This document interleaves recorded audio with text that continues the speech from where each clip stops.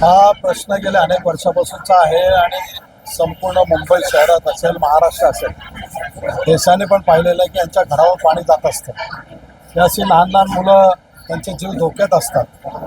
या लोकांना तातडीने घरं मिळावेत असे आत्ता उपमुख्यमंत्री एकनाथ शिंदे साहेबांकडे मी माहिती केली.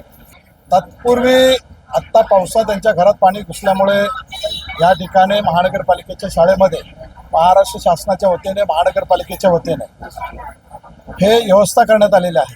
आणि या ठिकाणी महाराष्ट्राचे उपमुख्यमंत्री आदरणीय एकनाथ शिंदे साहेबांनी पाहणी केल्यानंतर या लोकांना त्यांची व्यवस्था, त्यांची जेवणाची व्यवस्था किंवा त्यांना जे भिजलेले कपडे आहेत तात्पुरते त्यांना कपडे देण्यात यावेत असं एकनाथ शिंदे साहेबांचा आदेश होता. त्यांच्यातर्फे या ठिकाणी महिलांना साडी असेल, नाईट ग्राउंड असेल, अशा पद्धतीचे कपडा वाटप या ठिकाणी केलेलं आहे.